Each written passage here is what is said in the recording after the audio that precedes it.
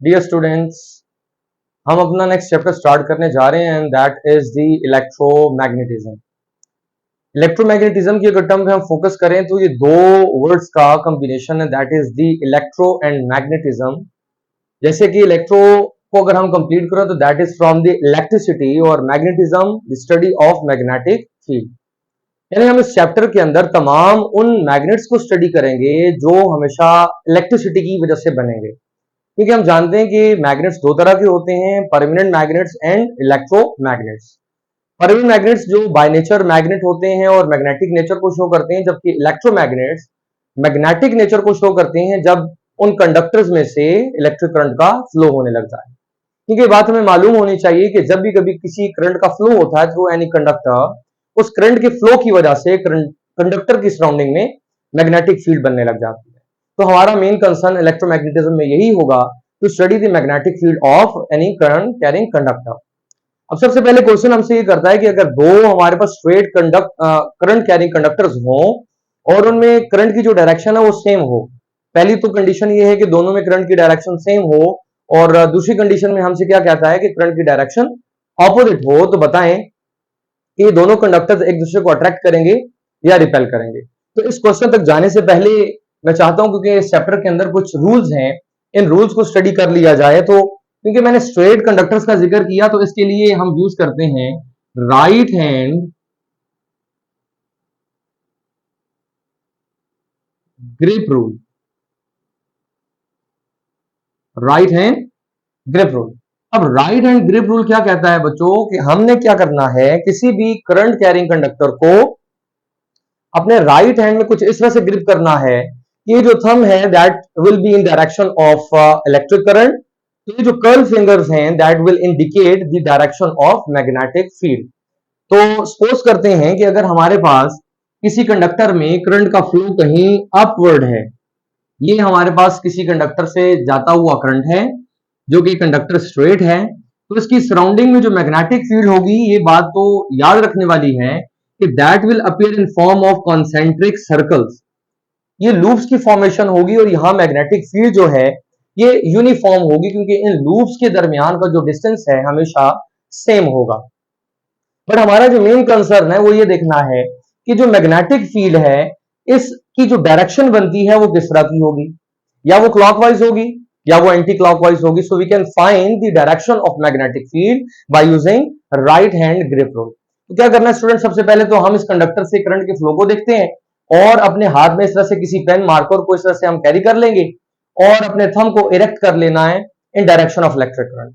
अब हमने करना क्या है, इसकी डायरेक्शन ऑफ मैग्नेटिक फील्ड को स्टडी करने के लिए कि जब मैंने इसको ग्रिप किया तो देखना है कि जो थंब है ये मेरे फेस को अप्रोच कर रहा है। क्या कर रहा है, मेरे फेस को अप्रोच कर रहा है। और अगर मैं इसको क्लॉक की डायरेक्शन में, लाइक ये मेरे पास अगर क्लॉक है 12 से शुरू होती है 1 2 3 एंड सो ऑन, और रोटेशन ऑफ हमारे पास जो पॉइंटर है वो कुछ इस डायरेक्शन में है, तो मैं क्या कर रहा हूं, इसको इस तरह से अलाइन करने के बाद, क्योंकि थंब मेरे फेस की तरफ आ रहा है, तो जब मैं घड़ी के साथ इसको अलाइन करूं तो भी ये थंब मेरे फेस की तरफ आए। तो अब इसको मैं अलाइन कर रहा हूं फेस की तरफ, तो मैं देखता हूं कि अगर मैं यहां से फिंगर्स को एक बार ओपन करूं एंड देन क्लोज कर दूं तो मुझे ये नजर आ रहा है कि यहां जो मेरी फिंगर्स के अंदर रोटेशन आ रही है, these fingers rotations are opposite to the direction of the rotation of pointer. इसका मतलब ये हुआ कि इस सिचुएशन में अब जो मैग्नेटिक फील्ड बन रही है that is in anti clockwise direction. एक बार फिर से देख सकते हैं, करंट है अपवर्ड, मैंने देखा कि थंब अपवर्ड करने से मेरे फेस को अप्रोच कर रहा है, तब मैंने इसको जब घड़ी के साथ अलाइन करना है तो तब भी ये फेस को ही अप्रोच करना चाहिए, थंब मेरे फेस की तरफ आना चाहिए।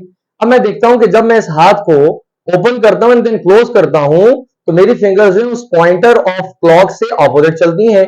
इसका मतलब यहां जो डायरेक्शन ऑफ रोटेशन होगी या जो मैग्नेटिक फील्ड की डायरेक्शन होगी that is in anti clockwise direction. तो यहां हम इसको एंटी क्लॉकवाइज डायरेक्शन में कुछ इस तरह से शो कर देते हैं, यहां एरो आ जाएंगे इन एंटी क्लॉकवाइज डायरेक्शन। ये तो हो गई यहां पर बात क्लियर। इसी तरह से स्टूडेंट साथ एक बात और भी हमने अपने जहनों में रखनी है, क्योंकि हमें यहां पर आने वाले क्वेश्चन में अट्रैक्शन और रिपल्शन को समझना है, तो साथ ही हम इस बात को भी समझते हैं कि जब हमने इस करंट कैरिंग कंडक्टर को ग्रिप करने की कोशिश की तो फर्स्टली मैं देखता हूं कि मेरी जो फिंगर्स हैं ये मूव करती है इनटू द प्लेन। मेरी फिंगर्स कहां जा रही हैं? Into the plane. तो इनटू द प्लेन के लिए जो नोटेशन हम यूज करते हैं दैट इज क्रॉस। जब कभी कोई फील्ड, कोई पॉइंटर, कोई वेक्टर हमसे दूर जाता हुआ हमें दिखाई दे, या अगर मैं पेपर वर्क से बात करूं तो इनटू दी अगर प्लेन हो तो उसके लिए हम नोटेशन यूज करते हैं क्रॉस। अब मैं ये देखता हूं कि यहां से मैं ग्रिप करने के लिए फिंगर्स को लेके जाता हूं तो इनटू दी प्लेन है, बट यहां से जब मैं रोटेट करके यहां लेकर आता हूं फिंगर्स और कंप्लीट ग्रिप, तो यहां से मेरी फिंगर्स जो है वो आउट ऑफ द प्लेन आ रही हैं। तो आउट ऑफ द प्लेन के लिए नोटेशन यूज की जाती है डॉट। तो साथ साथ देखते जाएं कि जब करंट की डायरेक्शन अपवर्ड है तो हमारे पास राइट साइड पे क्रॉस है, तो लेफ्ट साइड पर डॉट है। अब सेकेंड सिचुएशन क्या है हमारे पास कि अगर करंट की डायरेक्शन हम कर देते हैं डाउनवर्ड, ये तो हमें कंफर्म है कि मैग्नेटिक फील्ड स्टिल हमारे पास कॉन्सेंट्रिक सर्कल्स की फॉर्म में ही होगी और यूनिफॉर्म होगी, क्योंकि इनके दरमियान का जो डिस्टेंस है लूप्स के दरमियान का, वो डिस्टेंस चेंज नहीं होगा, वो हमेशा कांस्टेंट रहेगा। तो अगेन मैं यहां पर right hand grip rule apply कर रहा हूं। अब आपने फिर से इस चीज पे मुतवज्जा होना है। करंट जा रहा है डाउनवर्ड, तो मैंने मार्कर को, उसकी कैप को इस तरह से कैरी कर लिया कि ये भी डाउनवर्ड जाए, ताकि ये शो कर सके कि करंट डाउनवर्ड है और जो थंब है वो भी जाना चाहिए डाउनवर्ड।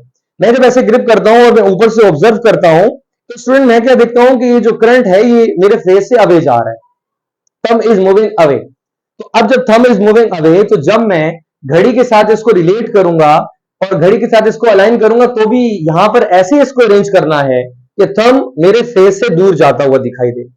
पहले पहले वाले केस में थंब मेरे फेस की तरफ था, तो घड़ी के साथ अलाइन करते हुए मैंने अपने फेस की तरफ थंब अलाइन किया। अब क्योंकि मेरे से जब ऐसे अलाइन किया तो फेस से ये दूर जा रहा है थंब, तो जब मैं क्लॉक के साथ इसको अलाइन करूंगा तो भी ये थंब मेरे फेस से दूर की तरफ जाना चाहिए। सो ले, मैंने क्या कर लिया, मूविंग अवे जा रहा है, थंब जो है हमारे फेस से दूर है। मैं अब अपनी फिंगर्स को ओपन करता हूं एंड देन क्लोज करता हूं, तो आप देख सकते हैं मेरी फिंगर्स अब रोटेट हो रही हैं इन direction of the rotation of the pointer of a clock.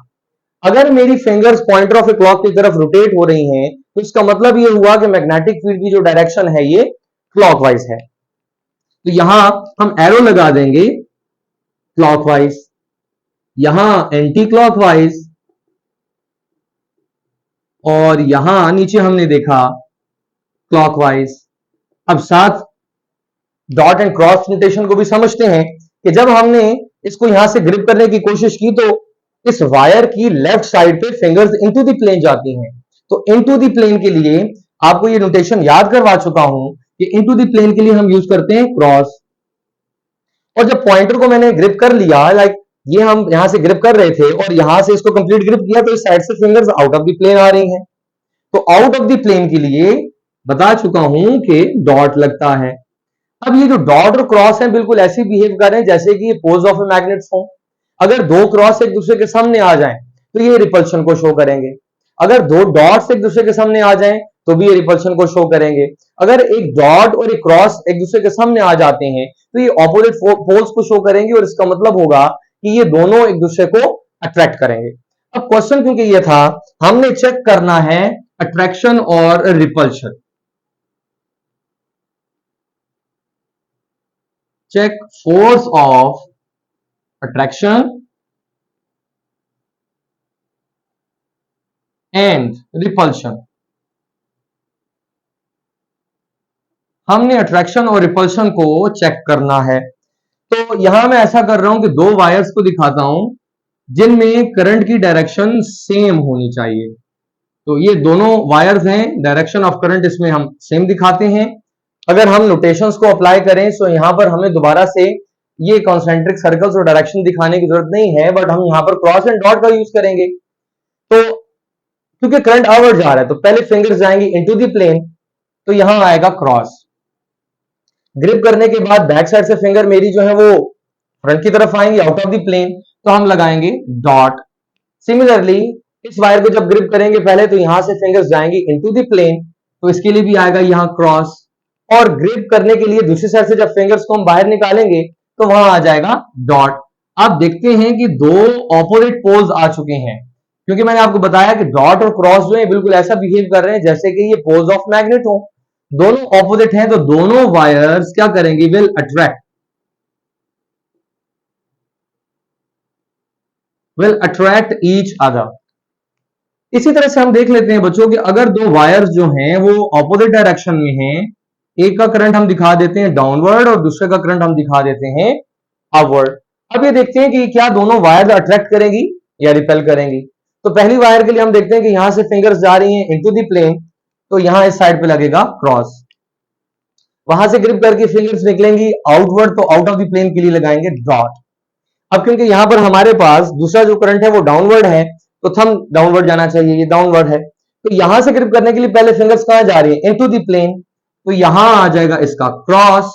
और जब यहां से ग्रिप करने के लिए फिंगर्स को दूसरी साइड से बाहर निकालूंगा तो मैं देखता हूं कि यहां पर आ जाएगा अगेन डॉट। अब आप देख रहे हैं कि दो पोल्स जो हैं वो सेम एक दूसरे के सामने आ चुके हैं, यानी हम कंसीडर कर सकते हैं कि हमारे पास अगर दो नॉर्थ हैं या दो साउथ हैं तो दोनों एक दूसरे को क्या करेंगे, रिपेल करेंगे। सो मैं यहां पर दोनों सेम पोल्स होने की वजह से लिखूंगा कि ये एक दूसरे को रिपेल करेंगे। अब आपकी याद दहानी के लिए मैं यहां पर एक चीज साथ मेंशन कर रहा हूं, इसको याद रखना है कि क्रॉस हमने तब यूज करना है जब हमारे पास हो इनटू द प्लेन, और डॉट हमने तब लगाना है जब हमारे पास कोई भी फील्ड कोई भी वेक्टर आ जाए आउट ऑफ द प्लेन। तो ये हमने यहां पर आज क्वेश्चन देखा कि हमारे पास जो दो करंट कैरिंग वायर्स हैं जिनके अंदर पहले देखा कि डायरेक्शन ऑफ करंट सेम था, और फिर देखा कि जिनके अंदर डायरेक्शन ऑफ करंट एक दूसरे से ऑपोजिट था। ये वेरीफाई करने के लिए हमने यहां पर इस बात को समझा कि क्या ये दोनों वायर्स एक दूसरे को अट्रैक्ट करेंगी या रिपेल करेंगी। होप सो आप इस बात को समझ चुके होंगे कि bye using right hand grip rule and notation of dot and cross you can find the nature of force in between the current carrying wires.